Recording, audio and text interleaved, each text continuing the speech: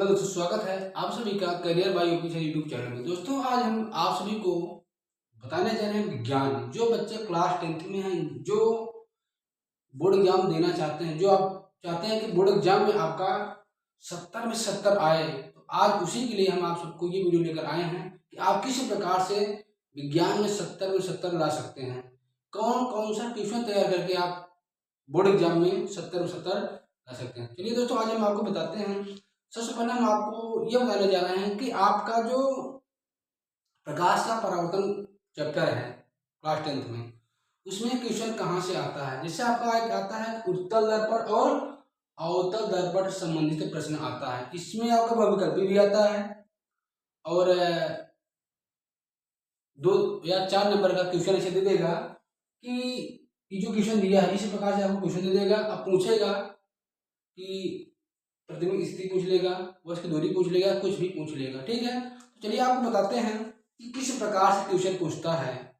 अब जो मैं क्वेश्चन बताने जा रहा हूँ ना, ये आपको बोर्ड एग्जाम में एक बार नहीं कई बार आया है ना। जैसे एग्जाम हो रहा है आपका अवतल दर्पण से संबंधित और उत्तल दर्पण से संबंधित क्वेश्चन आपका जरूर आता है। क्या आता है, जैसे आपको हम बता दें, जो आपका अवतल दर्पण होता है और उत्तल दर्पण होता है, उसके सामने जब हम किसी वस्तु को रखते हैं तो वह वस्तु की दूरी धनात्मक होती है, ऋणात्मक होती है, या उस वस्तु का जो प्रतिबिंब बनता है वो धनात्मक होता है, ऋणात्मक होता है, कितनी दूरी पर बनता है, उसकी फोकस दूरी क्या होती है। चलिए बताते हैं।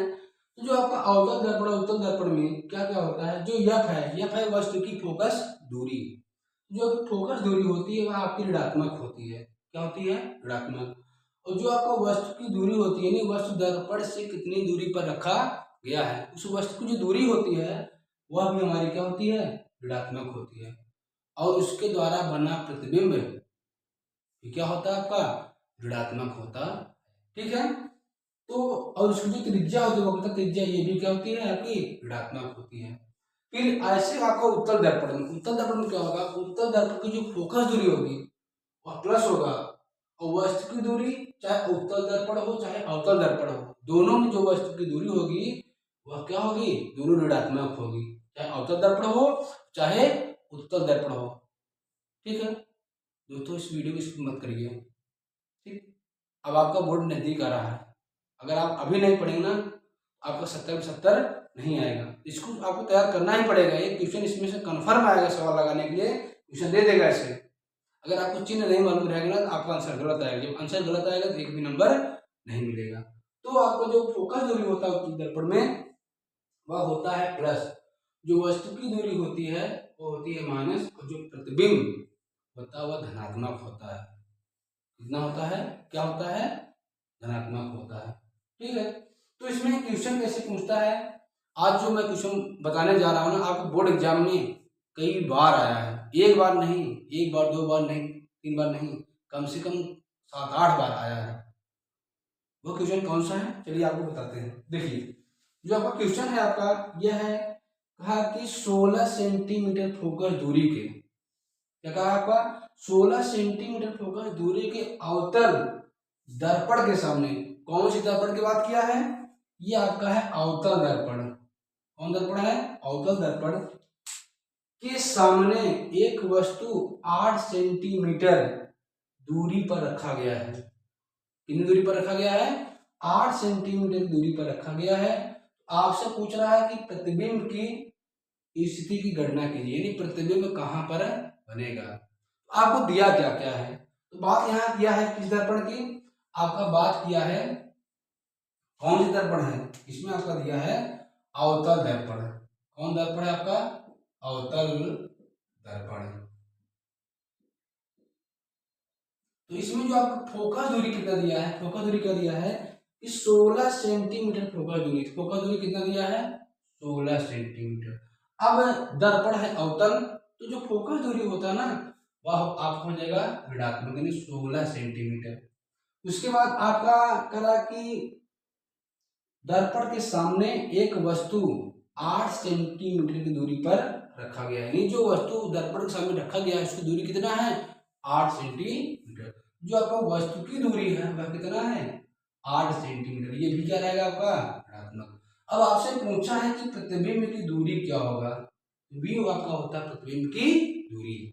कैसे निकालेंगे, किस प्रकार से निकालेंगे, तो आप सभी को इसमें आपको अवतल दर्पण और उत्तल दर्पण का सूत्र मालूम होना चाहिए। वह सूत्र क्या है आपका, सूत्र ये होता है कि 1/f बराबर 1/u प्लस 1/v।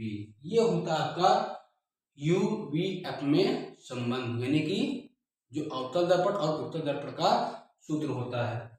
अब इसमें करना क्या है, आपको इन सभी का मान रखना है। 1/f, f हमारा कितना है माइनस में 16 बराबर, जो आपकी वस्तु की दूरी है वह कितना है, जो वस्तु की दूरी है आपका माइनस में 8 है, प्लस 1/v। आपको v ही निकालना है, क्या निकालना है, v। आप क्या करिए, ये माइनस आप इसको ऊपर कर देंगे, 1/16, जब ये इधर आएगा तो आपका क्या हो जाएगा प्लस में 1/, हो जाएगा 8, 1/v। यहाँ से आपका v का मान आसानी से आ जाएगा। अब देखिए माइनस 1/16 है और क्या है 1/8 है, तो आप सभी को एलसीएम तो आता ही होगा, ये हम उम्मीद करते हैं। अगर नहीं आता है ना तो हमने, अब मैं आपको बता देता हूँ इसका एलसीएम कैसे निकलेगा।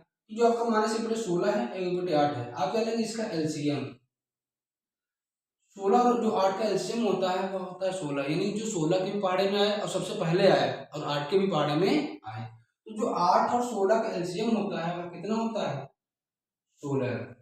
16 का अंदर 16 यहाँ हो जाएगा माइनस में 1 और उसके बाद यहाँ क्या है प्लस 8 दूनी, 8 दूनी कितना होता है आपका 16, तो यहाँ किससे गुणा हो जाएगा आपका 2 से, बराबर हो जाएगा 1/v हो जाएगा। अब आपको जोड़ना घटाना आता है तो 2 में से 1 जाएगा कितना आएगा 1/, क्या हो जाएगा 16 बराबर 1/, क्या हो जाएगा आपका 1/v हो जाएगा। इसका पूरा इसमें करें तो v का नाम v हो जाएगा और 16 का नाम 16 हो जाएगा। जो आपकी प्रतिबिंब की दूरी आ गई क्या आ गई आपकी 16 सेंटीमीटर आ गई। ठीक है, उम्मीद करते हैं ये सब चीजें आपको समझ आया होगा। दोस्तों इस क्वेश्चन को आपको तैयार करना ही पड़ेगा किसी भी कीमत पर। तो जो हमने बताया कि अवतल दर्पण में फोकस दूरी, वस्तु की दूरी और प्रतिबिंब दूरी क्या होता है, इसका चिन्ह क्या होता है, ऐसे उत्तल दर्पण में फोकस दूरी क्या होता है, प्लस होता है माइनस होता है, धनात्मक होता है कि ऋणात्मक होता है, ऐसे वस्तु की दूरी ऋणात्मक होता है कि धनात्मक होता है। इन सभी चीजों के बारे में मालूम रहेगा ना आपका जो क्वेश्चन है और इसका जो सूत्र, ये सूत्र मोस्ट इंपॉर्टेंट है। अगर सूत्र नहीं मालूम रहेगा ना आप इस टाइप के क्वेश्चन को लगा ही नहीं सकते हैं, आपको सूत्र मालूम होना बहुत जरूरी है। तो इस सूत्र को, इस सवाल को जरूर तैयार कर लीजिएगा क्योंकि आपको बोर्ड एग्जाम में कई बार पूछा गया है। ठीक है, चलिए दोस्तों अब बताते हैं आपका अगला क्वेश्चन। ठीक है, तो अगर ये चीज समझ में आया है तो वीडियो को लाइक करिए, चैनल को सब्सक्राइब कर लीजिए और साथ ही साथ उन सभी दोस्तों के साथ शेयर करिएगा जो भी क्लास 10th में हैं और विज्ञान में 70 में 70 लाना चाहते हैं। ठीक है, तो दोस्तों मिलते हैं अगले वाली वीडियो में। ये वीडियो थोड़ा सा लंबा और हम चाहते हैं कि आप थोड़े थोड़े पार्ट में सीखिए। ठीक, तो मिलते हैं अगले वीडियो में, तब तक के लिए धन्यवाद, सत श्री अकाल, राधे राधे, जय हिंद।